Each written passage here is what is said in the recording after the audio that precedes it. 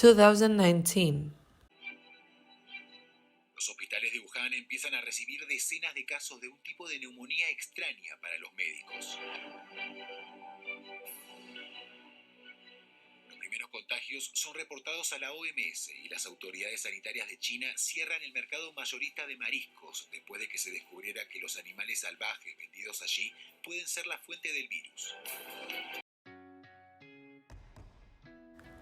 On December 2019, a group of patients with pneumonia of unknown etiology was observed in Wuhan, China.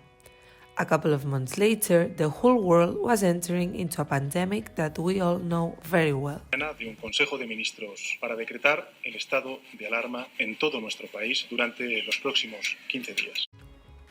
The society was facing an unknown and out-of-control situation. The number of cases was growing at an alarming rate and health services were collapsing. Más segura posible, entendiendo que es un hospital de campaña. 2.182 fallecidos. Los recursos de los cementerios municipales están al límite. Están las urgencias repletas. Se está desbordando todo. It was necessary to develop new tools to facilitate the control of the dynamic of the epidemic in our society. Countries start working on mobile solutions, enabling the automatic detection of close contacts of infected individuals. This new approach was supposed to regulate quarantines and prevent the emergence of new cases. This trend was something totally new. It was born in Israel, and the rest of the countries did not take too long to make their versions of this new type of tracking apps. El nombre radar COVID ya empieza a sernos más familiar y para cientos de miles de personas es una herramienta más de su móvil. Si alguien da positivo en una PCR, podrá meter una clave en la aplicación y automáticamente los que estuvieron cerca son avisados. The development was quick, yes, but failure was just a matter of time. Users were reluctant to use this technology and lots of questions are raised, especially regarding data privacy. La aplicación Radar COVID, al menos por el momento, no ayuda a controlar la pandemia. Lo primero y evidente, cuesta encontrar usuarios activos. De momento no lo he visto necesario. La descargué, la tuve como una semana y media y la eliminé. La tengo borrada. No creo en ella realmente. 60%. This was the number of population needed to consider tracking apps effective for realistic pandemic control. Yet, the percentage of the population using the contact tracing apps was simply too low. For example, 21% in Germany, around 60% in Italy, and just 3% in France. But then, what is a tracking app? And more importantly, are they actually useful? What have we learned from the 2-year perspective? Well, a tracking app is, to put it simple, a method to trace the movement of confirmed and suspected COVID-19 cases as well as their contacts. This facilitates public and governmental efforts to control the virus spread. If we look back, there are 2 factors that we can identify to understand the app's failure in the major part of the globe. On the one hand, the distrust due to data privacy concerns. On the other hand, the lack of coordination between different apps from public and also private domain, either inside each country or among countries. Taking this into account, our proposal to achieve a more effective approach is to identify characteristics of existing apps from different countries and try to unify them by creating the best possible combination, or if you wish, a puzzle. To do so, we have reviewed the app spectrum of different countries and we have divided the app features into 5 different groups.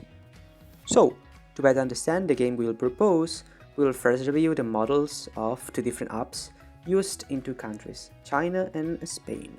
China's tracing app is based on a QR code that is color-coded.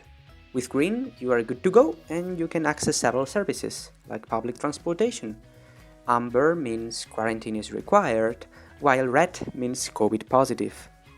Some of its features are that it was compulsory nationwide, that authorities could require residents to identify themselves with the app, and that the app mainly tracks the user's travel history, contact history, and biometric data.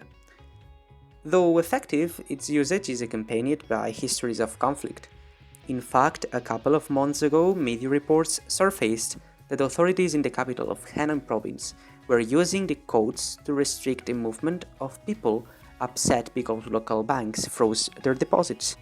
Spain's approach can be seen as a less restrictive one. The app usage was voluntary, the data was anonymized, and the users had much more control over their data. Yet, it was a complete failure. In fact, we have realized that the design process is much more tricky than what it seems.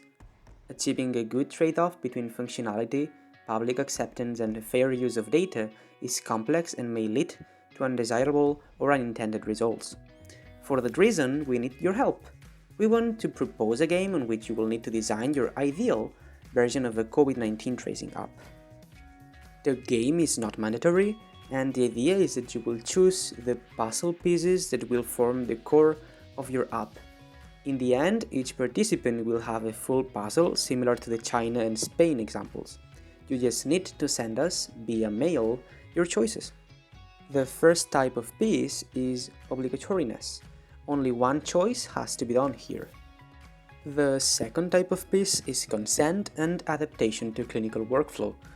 Again, only one choice has to be done, and these pieces reflect how is the consent process and if it must be introduced in the clinical workflow. The third type of pieces are those of privacy. Note that there are two groups. You need to choose one piece from the top and one from the bottom.